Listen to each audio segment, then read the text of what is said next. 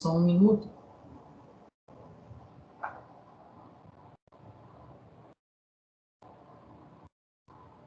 Ok, iniciando a gravação, eu vou projetar a nossa tela aqui com vocês. E vocês já confirmam para mim, né, se foi aqui que nós paramos.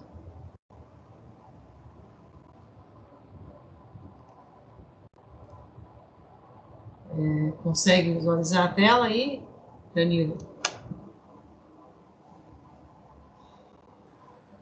Sim, sim. Sim, né? Então, eu vou retornar aqui um pouquinho, só para a gente recordar. Nós paramos aqui, não foi?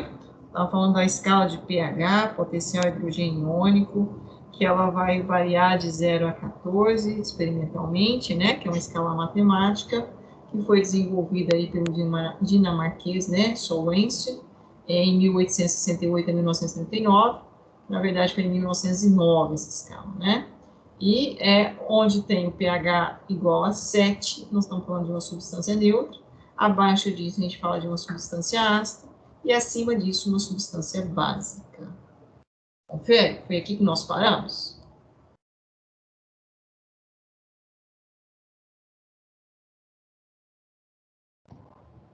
Vocês recordam ou não? Bom dia, Lara. Tudo bem? Vamos aqui conferindo onde nós paramos. Lana, bom dia.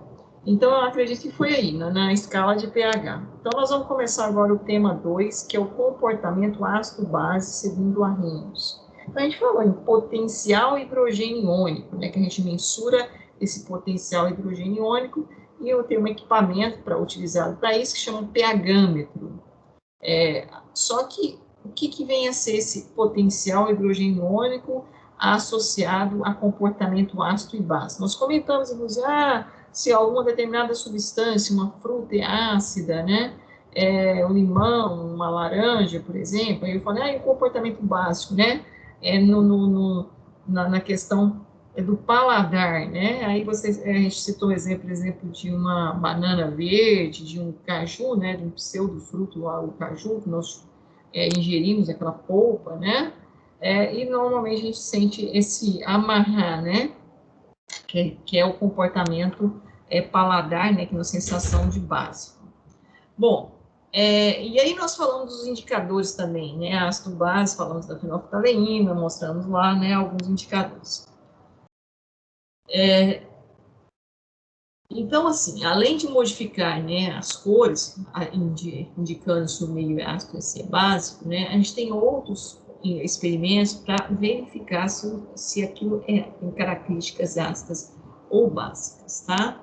E aí tem algumas, né, experimentos, algumas reações químicas, né, que dão essa condição.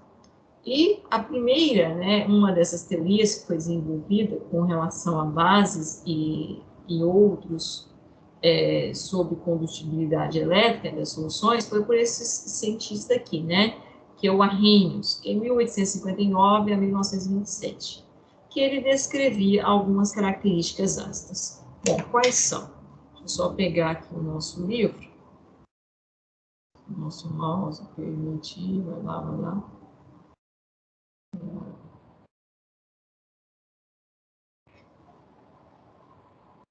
Aqui. Deixa eu só trazer aqui na lousa, só um minutinho, para ficar mais fácil.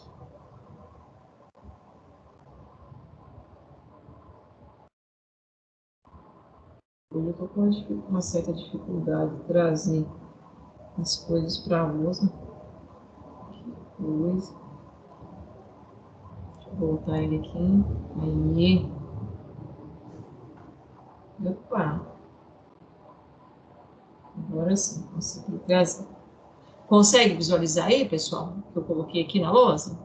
Que nada mais é que o nosso livro. Então, existem alguns termos interessantes: dissociação e ionização. Bom, o que seria isso? Dissociação, o que seria isso? Ionização. Íons nós sabemos o que são. O que são íons? São Bom dia, pessoal. átomos carregados eletronicamente negativos. Não Na verdade, assim, lembra? átomos não estabilizados mais. O que aconteceu com a minha caneta? Opa, achei minha caneta aqui. Isso. Íons, na verdade, eles deixam de ser átomos, né? É o átomo, quando ele ganha ou ele perde elétrons. Ele pode ser adquirir carga positiva, chamada de cátion, ou adquirir carga negativa, chamada de ânion. Mas aí, aqui dentro daqueles conceitos de átomo, o átomo é uma substância neutra, então ele está carregado positivamente ou negativamente, ele deixa dentro dos conceitos de átomos de ser átomo, dentro dos modelos atômicos que nós estudamos. Então, é uma estrutura, né, seja ela molecular, formada por ligações covalentes, ou seja ela iônica, né, eu posso ter ela quebrando essa ligação, certo? De algumas formas. E essa forma de quebrar essa ligação, né, de romper essa ligação primária, a gente vai descobrir algumas características importantes. Tá? Vocês se lembram que a gente estudou o cloreto de sódio, NaCl? Lembram disso? O cloreto de sódio? Lembra, sim. O que era o cloreto de sódio? Era um composto iônico ou um composto molecular?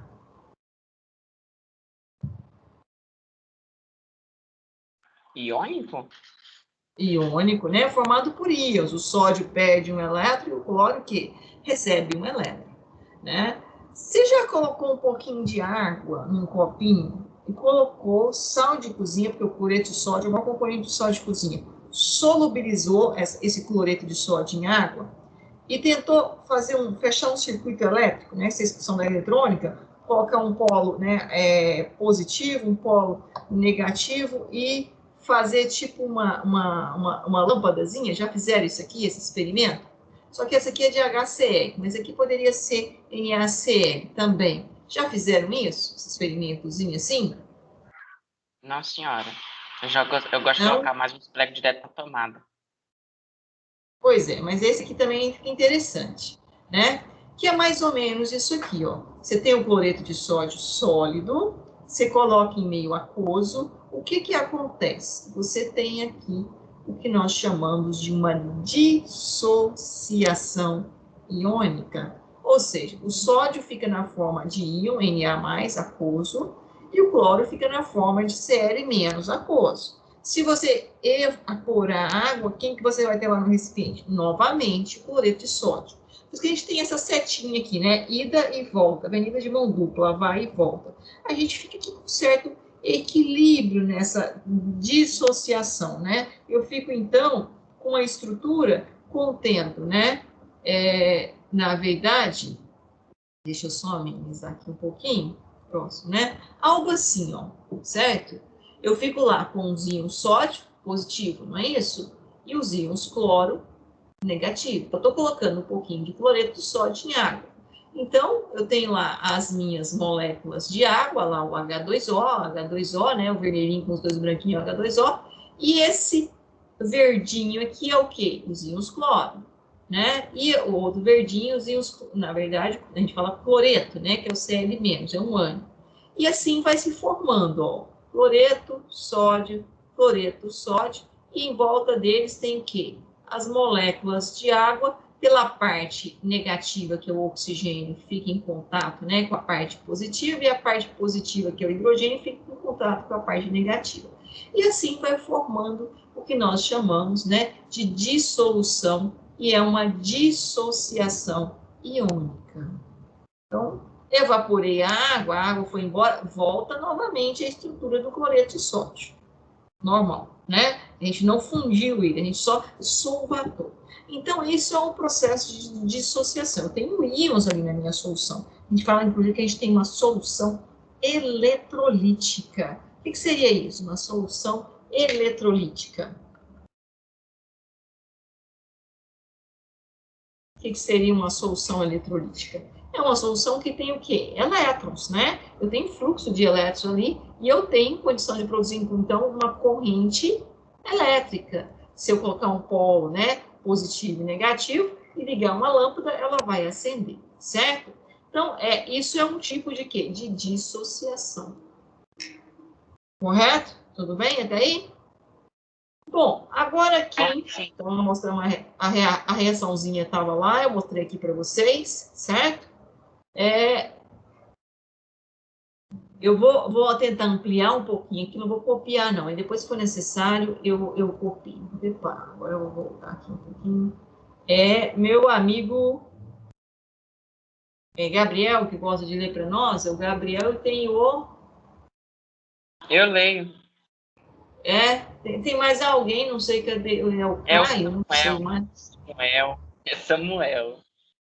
É Samuel, é Samuel. Professora. É porque eu tenho um outro Samuel, Samuel, que também deve ser do nome Samuel, pessoas que gostam de colaborar, da engenharia mecânica, que me ajuda muito lá na engenharia mecânica. Tem o Samuel e o Salomão.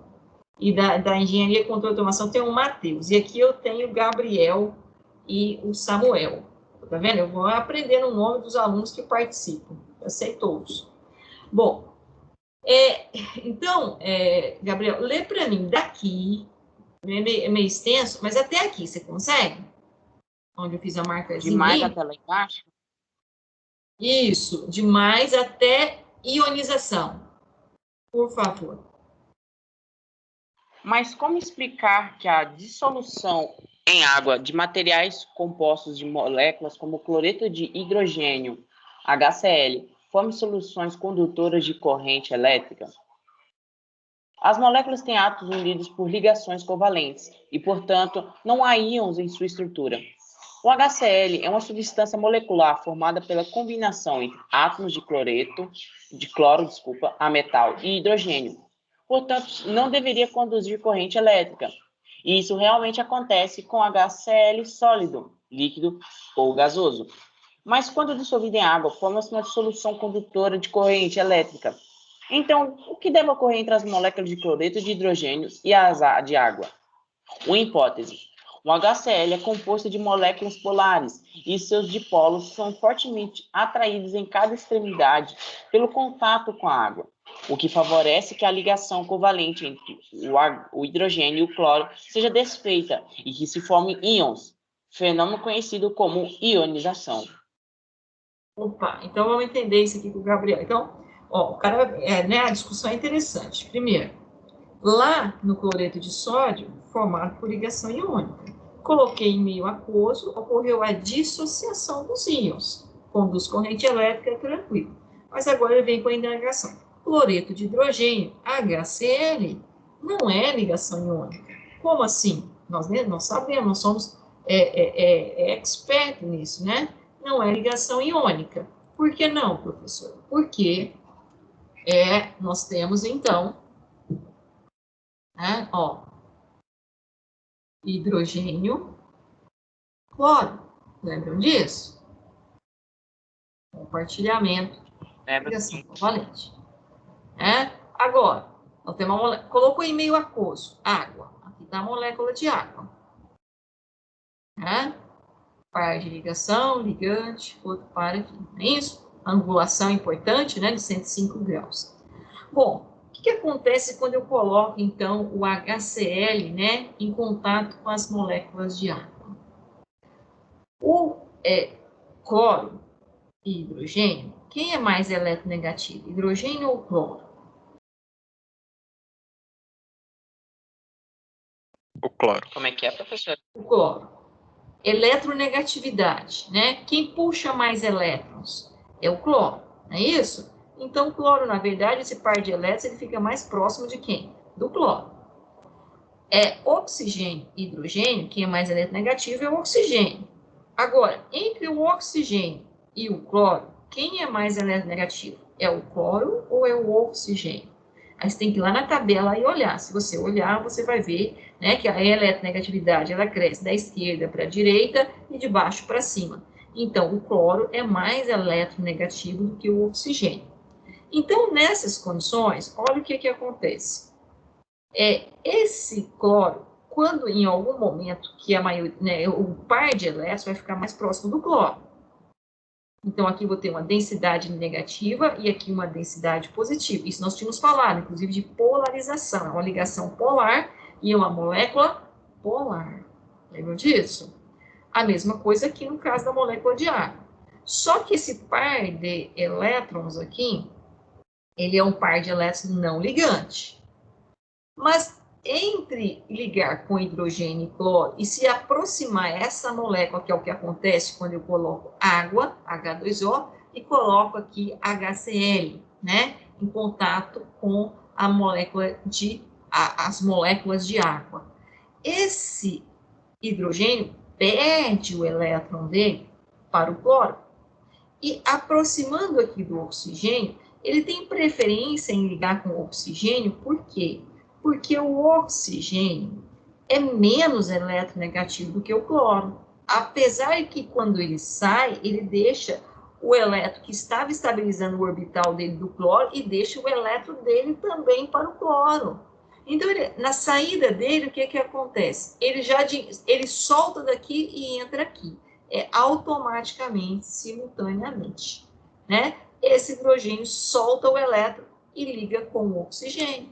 E aí, como é que eu fico aqui? Eu fico com essa condição, ó, com oxigênio, tinha aqui o par de elétrons, outro par de elétrons fazendo ligação, outro par de elétrons fazendo ligação, vou até mudar de cor, e esse par de elétrons agora fazendo ligação. Fazendo ligação com quem? Com hidrogênio. E esse cloro ficou com os 2 elétrons, certo? Esse cloro ficou com os 2 elétrons. Quando esse cloro, ó, vamos só recordar aqui os elétrons do cloro. O cloro tinha assim, ó, um par não ligante, mais um par não ligante, mais um par não ligante e um semi-preenchido. Quando ele puxou o elétron para ele, como é que ele ficou agora? Ficou completo, completo, completo, completo. Sendo que um desses elétrons aqui, eu vou pôr até de cor diferente, vermelhinho, ele não é do cloro, ele era do hidrogênio, mas ele ficou com o elétron do hidrogênio porque ele é mais eletronegativo. Então, vamos ver aqui, inicialmente, qual era a carga do cloro? 1, 2, 3, 4, 5, 6, 7. Então, ele tinha 7 elétrons na camada de valência. Agora, vamos ver quantos elétrons o cloro tem. 1, 2, 3, 4, 5, 6, 7, 8. Tem um elétron a mais, esse vermelhinho, que não era dele e agora é do hidrogênio. Então, ele adquiriu uma carga elétrica a mais, então ele adquire carga o quê? X negativo, eu tô horrível. Ele adquire carga o quê, pessoal? Neutra? Negativa. Elétron, carga negativa. E aqui, vamos ver como é que estava a história do oxigênio aqui. Eu vou até de verdinho aqui para a gente contar. O oxigênio, em volta dele, ele tinha ó, um elétron, 2 elétrons, não é isso? 3, 4, 5, 6. 6 elétrons, camada de valência, quando eu faço a distribuição. 2 orbitais preenchidos e 2 orbitais semi-preenchidos. Isso que ele fez 2 ligações. Não é assim? Agora vamos contar quantos elétrons o oxigênio agora ficou. Continua com 1, 2, 3, 4, 5. Em volta dele agora ele tem 5 elétrons. Antes ele tinha quantos? 6. Agora ele tem quantos? 5. Diminuiu um elétron em volta dele? Diminuiu. Adquiriu uma carga positiva. Quando eu ganho elétrons, eu adquiro carga negativa. Quando eu tenho menos elétrons, aqui no caso, ele não perdeu, mas ele tem menos elétrons em volta dele, porque um elétron dele foi estabilizar aqui o hidrogênio. Então, o hidrogênio saiu com o orbital vazio. Então, ele adquiriu carga positiva. E o que eu formei, então? Carga negativa e carga o quê? Positiva. Quando eu tenho cargas positiva e negativa, eu tenho o quê?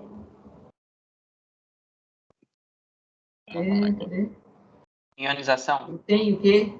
Ionização. Eu tenho íons, que é o que o Gabriel acabou de ler aqui, não sei mais aonde que eu tinha destacado. Eu formei íons. Ué, professor, mas como você forma íons a partir de uma molécula com ligação covalente, que ela foi compartilhamento? Ela foi compartilhamento, como falou, um A metal com hidrogênio. Não deveria conduzir corrente elétrica, isso realmente acontece com HCl sólido, líquido e gasoso. Mas quando dissolvido em água, forma uma solução condutora de corrente elétrica. Então, o que deve acontecer? Né? A hipótese, o HCl é composto molecular polar ligado com a molécula de água, que eu acabei de mostrar para vocês o fenômeno, que acaba quebrando a ligação de uma forma o quê? Heterogênea, não é? A ligação foi quebrada de uma forma heterogênea. Como assim heterogênea?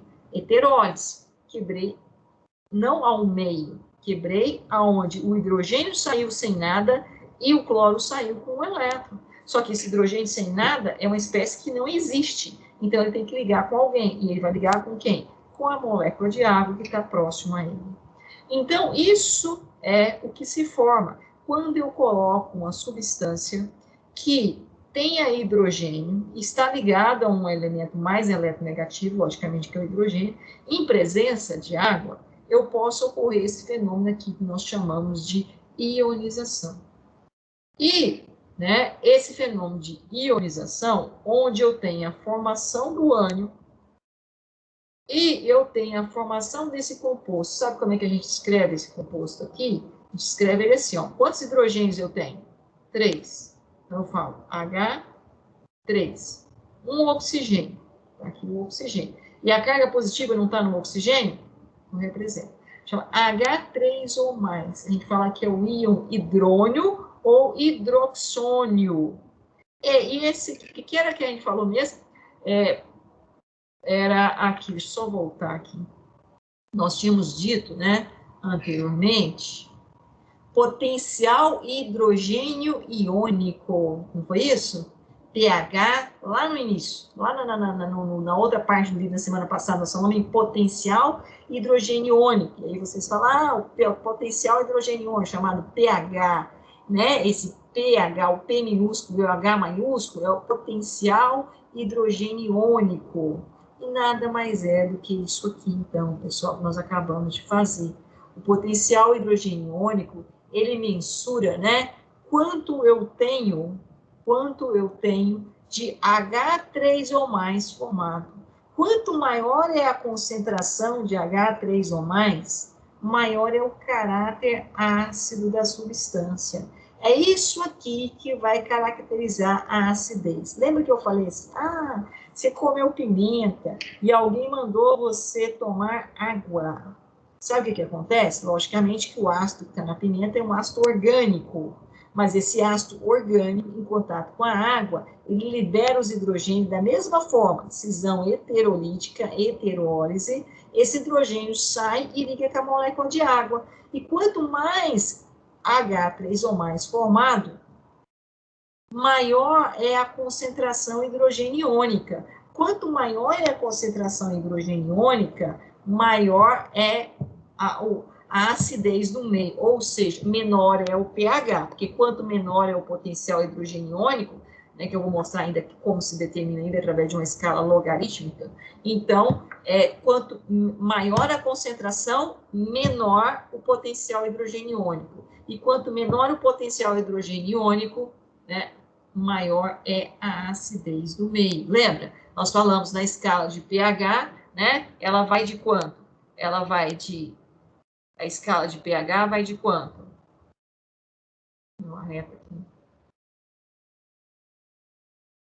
Até o 14? Até quanto? Até o 14, né? Sendo que 0, 7, 14. Não foi assim? Aqui, ó, nessa região aqui é o quê? Eu acho que é base. O outro Isso. lado... Aqui é o quê? Neutro. Neutrinho. E aqui é o quê? Ácido. Ácido. Então, ó, quanto maior é essa concentração aqui do íon hidrônio, hidroxônio, ou seja, do H3 ou mais, quanto maior é essa concentração, menor é o pH. Ele vai aproximando aqui do zero. E quanto menor é esse pH, mais ácido é o meio. Quando eu vou subindo o valor do pH, eu vou aproximando de neutro. Passei pelo 7, eu estou neutro. Subi acima do 7, eu estou básico. certo?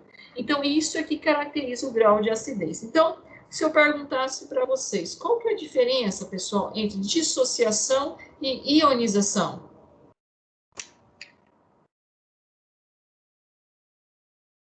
Qual é a diferença entre dissociar e ionizar?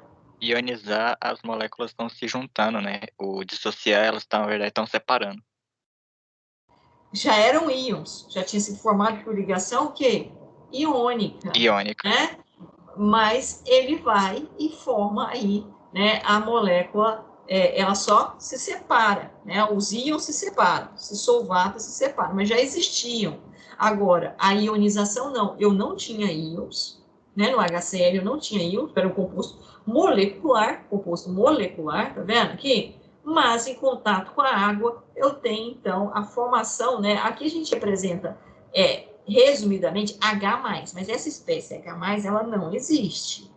Como eu mostrei ali para vocês na lousa. O H+, ele liga com a molécula de água e forma um H3O+. E o que a gente mensura é esse H3O+, que é o potencial hidrogênio iônico. Quanto maior é essa concentração de H3O+, na solução, menor é o pH, ou seja, maior é a acidez. Quanto menor o pH, maior é a acidez do meio.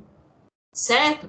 Então, a ionização, né, o grau de ionização, que nós chamamos, grau de ionização, ele está relacionado com esse desprendimento do H. Quanto mais H liberado e ligado com a molécula de água, maior é a acidez do meio, certo? Esse desprendimento depende dessas características de ser liberada a eletronegatividade. Por exemplo, aqui ele traz uma tabela de condutibilidade elétrica da solução aquosa a 25 graus. Então, você coloca HCl, que é esse que eu acabei de mostrar para vocês, né?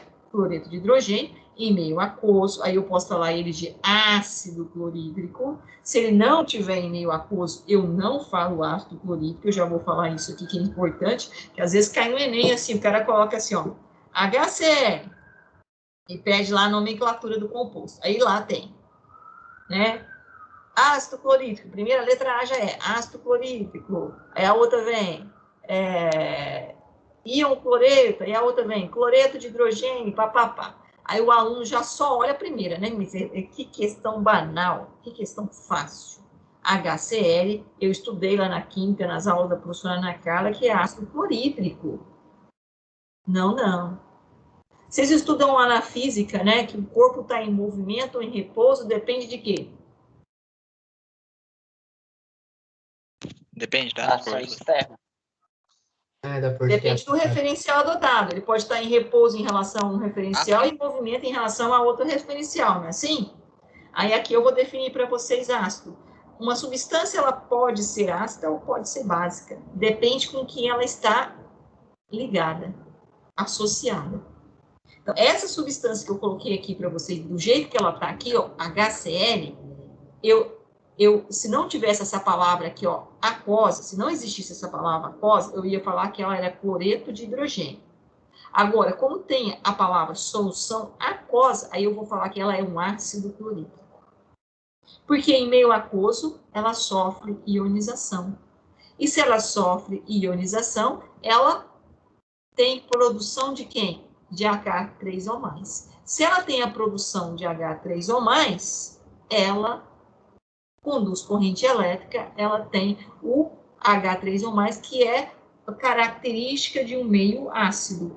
É o potencial hidrogênio iônico. Alta concentração de H3O+, característica que eu tenho no meio ácido. Ou presença de H3O+, melhor dizendo. Entenderam isso? Tá vendo aqui que o cara falou, ó, cloreto de hidrogênio. Né? Aí ele pegou, foi falar, forma soluções condutoras de corrente elétrica, a molécula tem átomos unidos, ligados para blá. Aí ele fala que aonde que foi que o meu amigo deu, que em meio sólido, líquido ou gasoso, realmente ele não conduz corrente elétrica, sólido, líquido ou gasoso. Mas quando dissolvido em água, opa, por quê? Mas quando dissolvido em água? Porque eu tenho a formação de quê? De íons, ou seja, a ionização, a formação do H3O+. E isso caracteriza o meio como ácido. Ok, pessoal? Tá claro isso ou não? Tá claro, sim. Entendemos? Ok. Isso é muito importante, viu? Então, isso caracteriza uma substância sendo ácida. Aqui ele colocou algumas substâncias, HCl, H2SO4, HF, NH3, H2S e o CH3COOH e ainda o C12H22O11. E aí ele falou aqui, ó, o grau de condutibilidade elétrica. Todos eles estão em meio aquoso. Quando eu coloco, então, esse cara aqui, o cloreto de hidrogênio, aqui em meio aquoso, eu posso falar ácido clorídrico, eu tenho uma lâmpada brilhante, alta iluminação. Esse outro também, o H2SO4, eu poderia dizer sulfato de hidrogênio, mas se ele está em meio aquoso, eu vou falar ácido sulfúrico. Também produz aqui uma lâmpada brilhante. Esse cara aqui, se ele não estivesse em meio aquoso, eu ia falar fluoreto de hidrogênio. Mas ele estando em meio aquoso, eu posso falar ácido fluorídrico. É lâmpada com brilho intermediário, certo? O NH3 é a amônia, Ela produz uma lâmpada quase apagada. E esse H2S, que é o sulfeto de hidrogênio, é uma lâmpada quase apagada também, essa substância aqui, como ela está em meio aquoso, eu posso dizer que é o ácido etanóico, mas também é quase apagada, e essa aqui, a glicose, que é praticamente lâmpada apagada. Bom, então, esse grau de condutibilidade elétrica está associado a quê? Quando é que eu tenho condução de elétrons?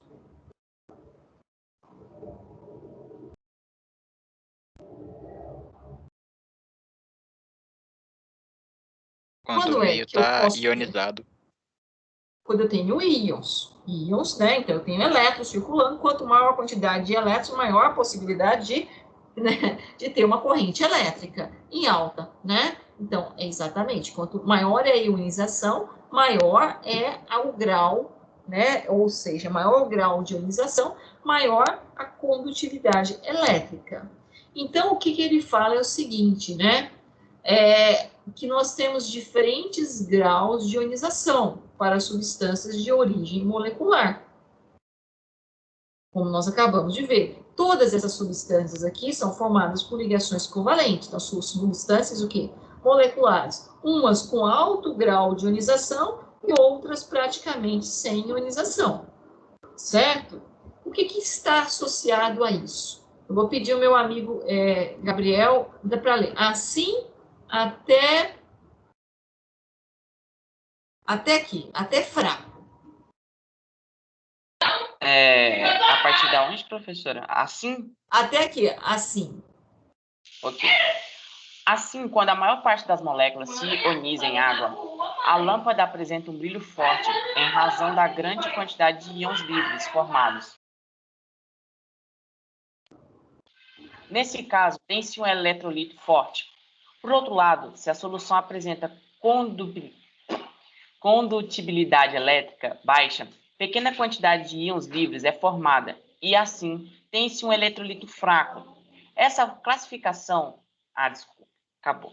Não, mas pode terminar. Essa classificação pode terminar até aqui, tá ok. Essa classificação não é exclusiva dos compostos moleculares. Tá, então, olha, eu vou ter, um eletrólito forte ou um eletrólito fraco, ele está relacionado com o quê? Com o grau de ionização. Quanto mais íons em solução, eletrólito mais forte. Quanto menos íons em solução, eletrólito fraco. Alguns compostos moleculares, eles vão se ionizar, porque o termo não é dissociar, o termo é o quê? Ionizar. Por que o termo é ionizar? Porque eles não eram íons, eles têm que virar íons, com maior facilidade, então eu tenho um eletrólito forte. Agora, se ele vai ionizar com uma maior dificuldade, então vai produzir menos íons, então eu tenho um eletrólito fraco. No caso dos compostos iônicos, também tem. Se eu tenho compostos iônicos que têm maior facilidade em dissociar, Então, eu também tenho um eletrólito forte. Menor facilidade em dissociar, eletrólito fraco. Então, tem duas palavras importantes, dissociação e ionização. Se eu perguntar para vocês, me dá a diferença entre dissociação e ionização. Acho que eu já perguntei na anterior, perguntando de novo. O que vocês falam para mim? Já perguntei de outra forma, ainda há pouco. O que seria dissociação? O que seria ionização?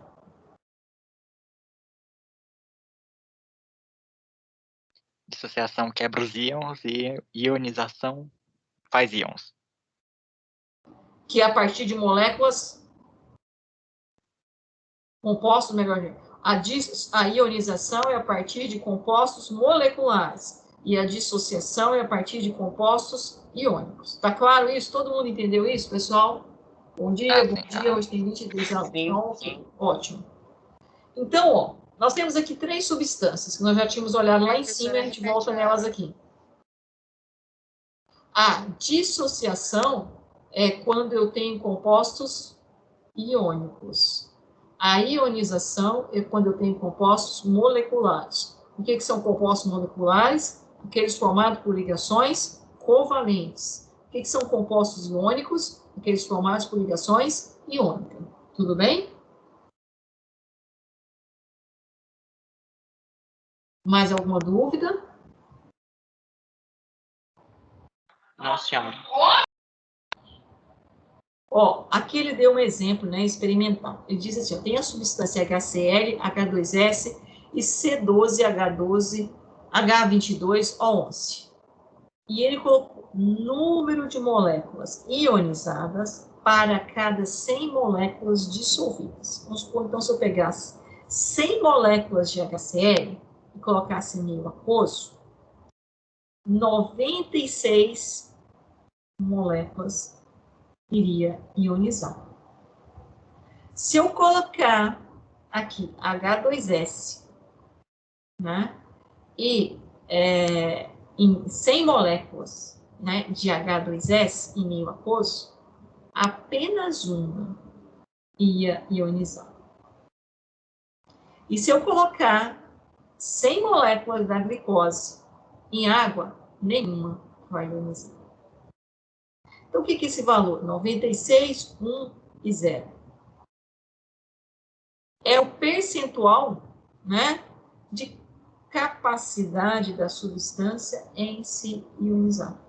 E isso, então, né, é importante, extremamente importante, porque eu vou classificar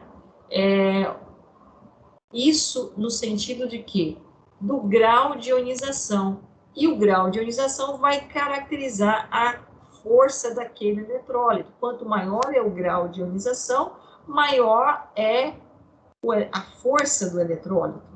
Quanto menor é o grau de ionização, menor é a força daquele eletrólito em relação ao que? A condução de elétrons, né? Solução eletrolítica, eletrólito, né? Isso na área de vocês é extremamente importante na área de eletrônica, né? Porque eu preciso ter fluxo de elétrons, né? E o fluxo de elétrons depende de quê? Do meio qual ele vai ser transportado. Então, se eu tenho um meio, né, rico em elétrons, eu tenho uma alta carga, né, eu tenho um fluxo de elétrons. Bom, então esse grau de ionização, ele vai nos informar isso, né? HCl e H2S. Eu só vou fazer uma parada aqui importante. Só vou terminar isso aqui, eu volto aqui para falar um porquê, né? Alguém poderia perguntar para mim, ninguém perguntou, mas eu queria que alguém perguntasse. Por que, professor, que o HCl é 96% e o H2S é 1%? Por quê? Por que isso ocorre, professora? Né? 6%, por quê, né? Por que isso acontece, né? Que aonde está a explicação? Vou lá na louça. Só vamos explicar aqui o que é esse grau de ionização matematicamente, como é que a gente calcula, né? Esse grau de ionização, então, ele está relacionado com o quê? Com ou ainda, né, grau ou porcentagem de ionização. Ele é representado por essa letra, né, grega aqui, alfa. É o índice que estabelece a relação entre o número de moléculas ionizadas, N, E o número total de moléculas, né? Foi aquilo que nós falamos. Se eu tivesse, né, em água, 100 moléculas do HCl, 96 estaria ionizada. Então, eu calculei, né, o número de ionizadas em relação ao total, por isso que eu achei 96%. Né? O outro foi 1 em 100, então, por isso que nós achamos 1%. Então, o alfa é isso, é o grau de ionização ou a porcentagem de ionização. Quanto maior é o alfa, né, ou seja, quanto maior é a porcentagem de ionização, isso significa que o caráter ácido daquela substância é maior. É um ácido que a gente fala ácido mais intenso, mais forte. Quanto menor é o grau de ionização, significa que o caráter ácido da substância é menor. Então, se eu chegasse para você e falasse assim, ó, eu falei, né, por quê? Por quê? Meio aquoso, então se é meio aquoso, eu posso falar ácido clorídrico e ácido sulfídrico, são 2 ácidos. O ácido clorídrico é um ácido forte, e com toda sombra de dúvida, eu poderia dizer para vocês que o ácido sulfídrico, em meio aquoso, então é um ácido, né, é um ácido fraco.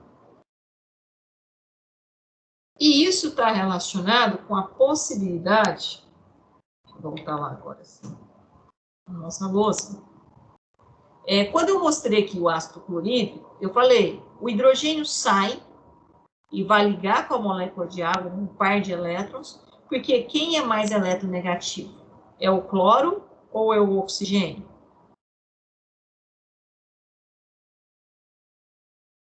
Desculpa. Quem é mais eletronegativo? É o cloro ou é o oxigênio? O cloro. O cloro. Agora, se eu tivesse aqui, né, a minha estrutura que nós mostramos anteriormente, que foi o H2S, não foi isso? H2S, né? Eu tenho essa estrutura que é mais ou menos semelhante aqui com o hidrogênio, e eu tenho aqui o hidrogênio. Então, aqui eu tenho, né, par de elétrons, aqui eu tenho par de elétrons, é um par de elétrons, um par de elétrons.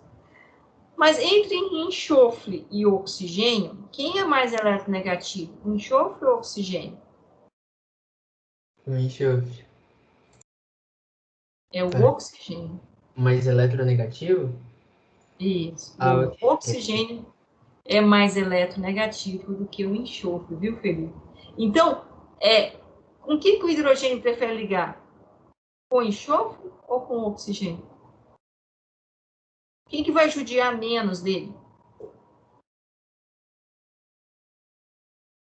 Aqui ele preferiu ligar com o oxigênio, porque o cloro judia mais dele, puxa mais os elétrons. Então ele continua aqui, que ele está mais estável. Se ele continua aqui, ele vai se ionizar uma pequena, muito pequena parcela, que vai sair e vai ligar com esse par de elétrons. Acontece. A cada 100 moléculas, uma molécula faz isso. Certo? Por isso que o grau de ionização do H2S em meio aquoso é baixíssimo, por causa da propriedade periódica chamada que eletronegatividade. Então, eu tenho que voltar em todas aquelas características, né? Raio, camada, para eu poder fazer todo esse raciocínio que nós acabamos de fazer. Por quê? Por causa da eletronegatividade. Tá? Que acaba, então, tornando o HCl um ácido forte e o H2S um ácido fraco. Né? Um ácido com baixo grau de ionização. Certo? E aí, aqui nós trouxemos aqui, exatamente o que nós já falamos aqui, né? Quanto mais ionizado, então a gente tem mais condição de conduzir corrente elétrica, e quanto menos ionizado, que é o caso do ácido orgânico também, que é um ácido fraco, né? Menor é o grau de ionização, consequentemente, mais fraco é o ácido. Então, ácidos fortes têm maior grau de ionização, ácidos fracos têm menor grau de ionização. Até aqui, pessoal, há alguma dúvida do que nós falamos? Não, mas eu queria fazer uma pergunta para a senhora. A senhora falou lá Pode fazer. do ano livre de 2021 que depois a gente tem uma parte que a gente aprende a como ler os compostos. Quando que a gente aprende isso? Em qual ano? A nomenclatura, é isso? Uhum.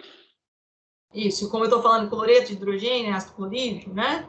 Isso, Quando que a gente aprende? quando... A gente Isso aprende no primeiro ano e a gente vai ter que fazer isso semana que vem.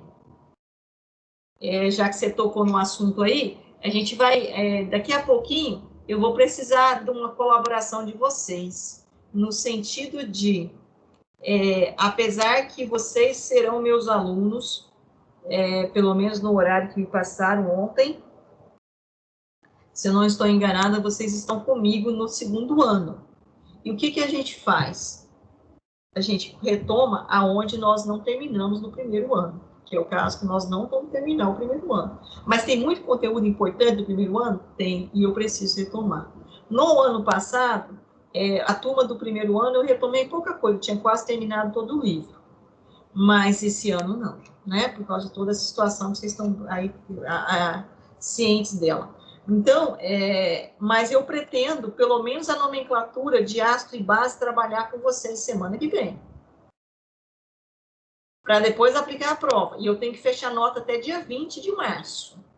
Então, a gente vai estar aí tentando trabalhar nesse sentido. Mas vamos lá, vamos fechar isso aqui primeiro, e a gente acerta esses pormenores aí que nós vamos precisar. Tem 15 minutos ainda. Bom, água, H2O, é uma substância ímpar e muito importante. Eu vou voltar lá para a nossa luz. Essa substância aqui, né? A água, quem já está tomando banho, né, de piscina, né, céu aberto, por exemplo, pensando em água do mar, não, porque a água do mar é um excelente eletrólito. É uma solução eletrolítica, né, uma excelente condutora de corrente elétrica. Mas por que a água do mar é um excelente eletrólito? É por conta Porque do a água do sal mar dela. é ionizada, por causa dos sais presentes. Não é ionizado. No caso, ela é o quê? Eu tenho sais que sofrem o quê? Ela é salgada. Ela é salgada, então tem os sais. É E os dissociação. sais, né? Dissociação, porque é composto iônico, né? Então não é ionização. Mas se eu tiver só água, só H2O, que a gente fala que é uma água desionizada, só essa molécula, né? A molécula de H2O. Então tem aqui, ó, a moléculazinha aqui, oxigênio, par de elétrons não ligante, elétron ligante com hidrogênio, ligante com hidrogênio. Tá? Eu vou pôr outra molécula de água aqui. Eu tenho lá num copinho milhões de moléculas de água, né? E vamos pensar que eu só tenho H2O mesmo. Se eu tiver só H2O, vocês acham que esse H2O conduz corrente elétrica ou não? Só água. Não conduz. Não conduz. Não conduz. Eu também acho. Também acho que não conduz. Então, eu vou pedir o Gabriel para ler aqui. Ih, está de branco aqui, não vai ver. Gabriel, lê aqui para mim. Por exemplo, tá? Até aqui, ó. Até a seguir. Por exemplo, apesar de a lâmpada não acender no teste de condutibilidade elétrica, usando uma amostra de água, um aparelho mais sensível, como um amperímetro, é capaz de detectar uma pequena condução de corrente elétrica. Segundo o modelo proposto, portanto, existem íons livres na água. Uma hipótese explicativa é que tais íons poderiam ser originados do processo de autoionização da água, como equacionado a seguir. Então, olha, água, H2O, né? Tudo bem, só não conduz corrente elétrica. Mas, porém, contudo, todavia, entretanto, né? Se eu mensurar íons livres na solução, né? Utilizando um amperímetro, vocês devem conhecer bem isso aqui, vocês são curso de eletrônica. A gente pegou duas vezes, mas conhece. Conhece, né? Se vocês estivessem na aula presencial, provavelmente vocês estavam expert, né? Infelizmente, vamos lá. Então, pessoal, tem uma pequena condução de corrente elétrica. Eu tenho íons. Mas como isso, professor? Como que eu tenho íons? Só H2O é um composto molecular formado por ligação covalente. Então, sabe o que acontece? Olha lá. Uma molécula próxima à outra. Logicamente, uma bate na outra, tem um choque, né? E em algum momento, essa ligação. Quem é mais eletronegativo? Oxigênio, né? Esse par de elétrons, ele acaba ficando mais próximo do oxigênio. Então, é aquela ideia que nós trabalhamos, ligação polar. Aqui eu tenho uma densidade de carga positiva e aqui eu tenho uma densidade de carga negativa. Então, esse par de elétrons está mais próximo do oxigênio. Em algum momento que essa molécula aproxima dessa, esse par de elétrons pode pegar o hidrogênio.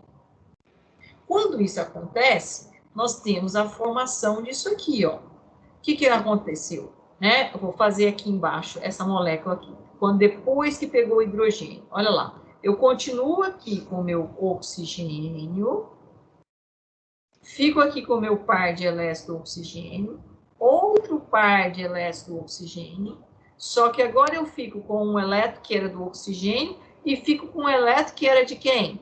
Do hidrogênio, porque o hidrogênio saiu sem nada.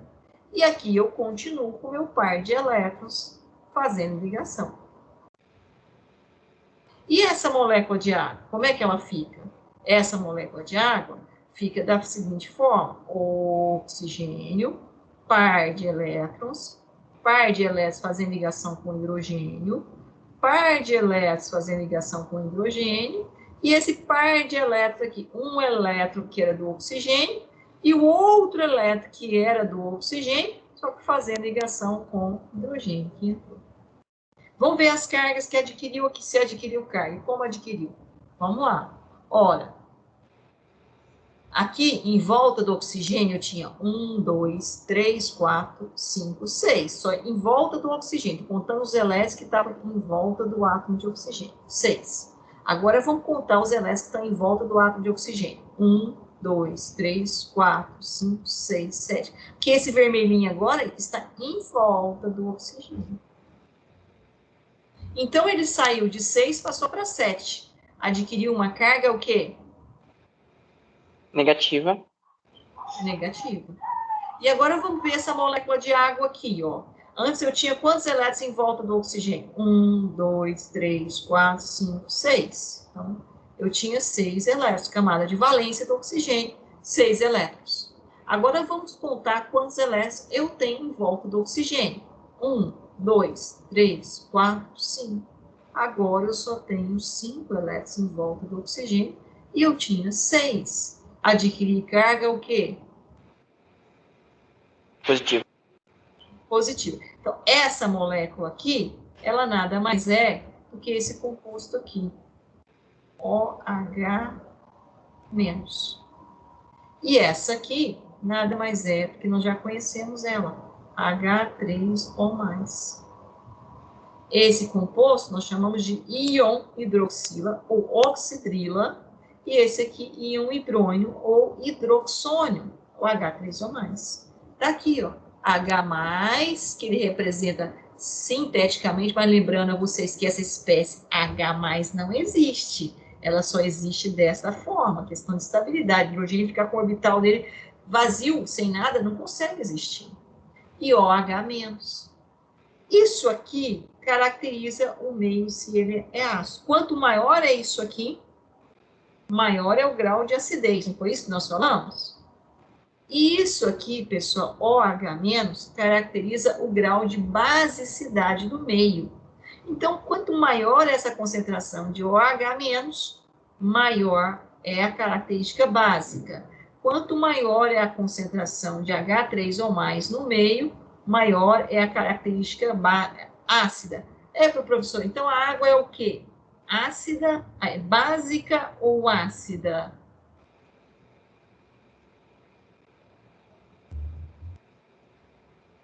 Ácida. Essa mas o OH não caracteriza o meio básico? Putz, é verdade. Ela é neutra. Ela é neutra. Logicamente que a água pode ter comportamentos ácidos e pode ter comportamentos o quê? Básicos. Porque ela tem Professora, OH-. por que a senhora falou que o H3O não existe? Eles não Não, eu colocam falei que dessa o forma? H+, não existe. Por que o H+ não existe? Por quê? Porque ele estaria o quê? Um próton, e aqui na camada de valência ele não teria nada, eu perdi meu elétron. Isso torna uma espécie totalmente instável. Agora, o H3 ou mais existe. O que Certo? Quando a gente aconteceria? coloca assim, ó, ele não consegue, né? Questão de estabilidade, tem uma alta reatividade. Então, é uma espécie. Lembra que eu falei para vocês? Isso acontece simultaneamente, ao mesmo momento que esse par de elétrons vai ficando mais próximo do oxigênio, esse par de elétrons pega o hidrogênio. Então, ele não consegue existir sozinho. Ele solta aqui e entra aqui. Simultaneamente. É como se você está segurando na mão de um, você vai soltando a mão de um e vai segurando na mão do outro, para você não cair. Se você ficar um tempinho sem segurar na mão do outro, você está num precipício, né? E alguém estava te segurando de um lado e o outro vai te pegar do outro. Então, conforme um vai soltando a sua mão, o outro vai pegando. Se soltarem sua mão, os dois simultaneamente, o que acontece? Você cai lá no fundo. Você não consegue estabilizar. É a mesma coisa. Tá certo? Então, a água, a gente fala que ela sofre auto-ionização. O que é isso? É que uma molécula de água com outra molécula de água, né? Ela se auto-ioniza. Então, mesmo que eu tivesse só água pura, desionizada, eu não tenho lá naquele recipiente só H2O. Eu tenho H2O, e eu tenho o quê? Íons H3O+, e eu tenho íons o quê? OH-. Porque, simultaneamente, ela está sofrendo esse processo de auto-ionização. Certo? E isso dá uma característica da água de ter comportamentos básicos, porque ela tem OH-, e ter comportamentos ácidos, porque ela tem H3 ou mais. Simultaneamente, a água pode ter comportamento básico e comportamento ácido. No somatório, no final, ela se neutraliza, por isso que a gente fala que a água ela é uma substância neutra, né? Mas comportamentos ácidos e comportamentos básicos, nós falamos, inclusive, que a água é uma substância anfótera. O que significaria isso? Eu não sei se nesse... Sim, pode falar. Qual que é a nomenclatura da água? A água, né, a nomenclatura que nós falamos é água, mas se eu fosse falar em óxido, né, era óxido de hidrogênio. Tá? Mas eu posso também falar em HOH, né, hidróxido de hidrogênio. E onde nós arrumamos água?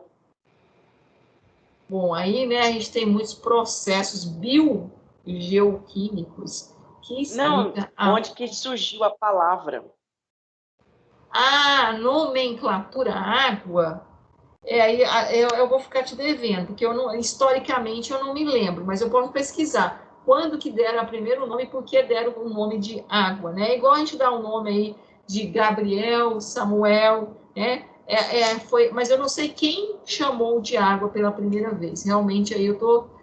provavelmente, né, a gente vai encontrar isso mais dentro dos termos da história, né? Do processo evolutivo. Mas eu posso pesquisar, viu, Gabriel? Eu realmente não sei. Pergunta até interessante, né? Por que chama água, né? O nome, a nomenclatura química, né? Eu posso chamar de hidróxido de hidrogênio. Certo? Bom, o que eu tenho, então? Eu tenho uma auto-ionização da molécula de água, e a água, então, ela funciona, né? Tanto como ácido quanto base. Por isso eu falo, aqui no livro acho que não traz, mas eu vou falando para vocês. Ela é conhecida, então, como uma substância anfótera. E isso faz da água, como eu já tinha falado, a questão da geometria da água, que é angular, que é uma substância polar, e por isso ela é solvente universal. Além de tudo isso, ela sofre auto-ionização. São poucas substâncias que sofrem auto-ionização e a água é uma delas. Tá ok, pessoal? Tudo bem até aqui? Há alguma dúvida? Bom, eu ainda preciso falar, só para fechar o que o Gabriel já falou, conclusões de Arrhenius, né? Que eu preciso de um tempo um pouco maior, que a gente já acabou explicando aqui o que é a ionização de dissociação, mas quais são as conclusões dele com relação a ácido e base, e eu já vou fechar a conclusão de Arrhenius. Dá tempo, tem 2 minutos. Assim. Então, o que o Arrhenius falou? O Arrhenius falou o seguinte, o conceito de ácido e base. Ele disse, ácido é toda substância que, em meio aquoso, sofre ionização. E, logicamente, aqui se sabe que não é H+, é H3 ou mais. Aqui é a forma simplificada. Certo? Mas o aluno tem que estar consciente que isso aqui não existe. É H3 ou mais. Então, ó, definindo de novo o conceito de Arrhenius. Ácido é toda substância que, em meio aquoso, sofre ionização. E tem como produto dessa ionização o íon hidrônio ou hidroxônio, que é o H3 ou mais. Esse é um conceito de Arrhenius para ácido. E o que o Arrhenius falou com relação à base? Ele disse assim, base é toda substância que, em meio aquoso, sofre dissociação, porque aqui é uma ligação iônica. Ela quebrou e formou o cátion e formou o quê? O ânion. Então, aqui foi o quê? Dissociação. E tem como resultado dessa dissociação o íon hidroxila ou oxidrila, o OH-. Então, de novo, qual que é o conceito de ácido e base de Arrhenius? Esse é o conceito de ácido e base, pessoal, mais arcaico, mais antigo. E por que ele é antigo e ele não engloba tudo? Ele é deficitário. Porque quando eu falar de ácido ou quando eu falar de base, eu tenho que estar pensando sempre em meio o quê?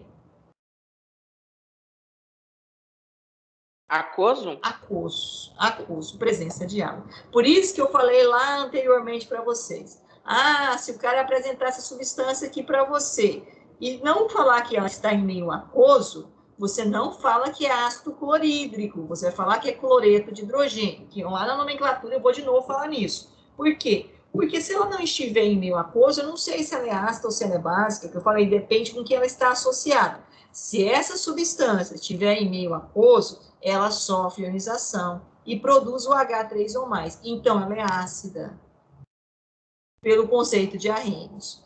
E se essa substância aqui estiver em meio aquoso, ela sofre dissociação e tem como íons o OH-, então ela é básica. Então, esse é um dos conceitos de Arrhenius. Arrhenius propôs o que era ácido, o que era base, relacionado com a formação de quê? Do íon H3 ou mais, no caso dos ácidos, sofrendo ionização, e no caso das bases, sofrendo dissociação, OH-. Mas lembrando que o conceito de Arrhenius sempre precisa da presença da molécula de água. Tudo bem? Tudo bem ou não, pessoal? Tudo sim. Tudo? Aham. Bom, eu vou parar exatamente aqui, apesar que a gente já falou em grau de ionização, mas eu ainda volto aqui um pouquinho, né, na próxima aula, e vou falar um pouquinho aqui dessas reações, e aí a gente entra no outro tema, que é aqui. Eu quero já entrar, que é na nomenclatura, que é aqui, certo? Uso de ácido base, sistema produtivo e nomenclatura, que a gente começa por aqui. Deixa eu só voltar aqui no nosso Teams. Pessoal, é o seguinte, olhando o calendário de vocês, quem está com o calendário aí pode me ajudar também, por favor? Olhando o nosso calendário, estou pegando aqui o calendário. Aqui. Hoje é dia 6, sábado. Terça-feira, dia 9, nós temos aula normal. E aí, no dia 16, na outra terça-feira, eu tenho que aplicar a prova para vocês. E ainda dentro dessa semana, no dia 17 e dia 18, eu tenho que estar aplicando a prova de recuperação. Porque no dia 20, que é no sábado, eu tenho que estar com as notas fechadas. Certo? Eu preciso de mais 3 horas de aula. Presencial, online, síncrona. Toda a nomenclatura aí que pode ser dada. Para fechar essa parte de ácidos e bases. Terça-feira eu tenho 1 hora com vocês. Quais são as outras 2 horas que vocês têm disponível para me oferecer?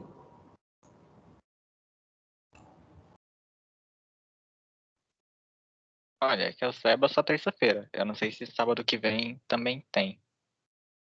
Mas vocês não têm nenhum horário no período vespertino disponível? Vespertina é à tarde, né? Isso. Olha, eu acho que a gente tem. Assim, até onde eu saiba também, acho que a gente não tem nada à tarde, não. Então eu gostaria que vocês aí, o grupo, né, hoje nós estamos com 20 alunos aí presentes, pensasse, né, e na terça-feira, no nosso horário de aula, vocês me dissessem se vocês têm alguma disponibilidade. Lembrando, terça-feira, vocês têm aula até às 9 ou até às 9h30? Ou até às 10? Terça-feira? Olha, terça-feira a gente tem aula. Assim, terça-feira as aulas começam 9 horas, se eu não me engano. E acaba 11h30 com a sua aula. Ah, tá. Primeiro, então vocês não têm aula. Eu tenho aula até 8h15. Eu tenho aula das 7 às 8h15. Mas na próxima terça-feira a gente vai ter uma aula dupla também. Então realmente Ah, não vai... verdade. Então, eu vou precisar que vocês organizem o horário aí, por favor, para me disponibilizar aí duas horas no período da tarde. Pode ser na terça, pode ser na quarta, pode ser na quinta. Dá para dividir essas 2 horas, professora?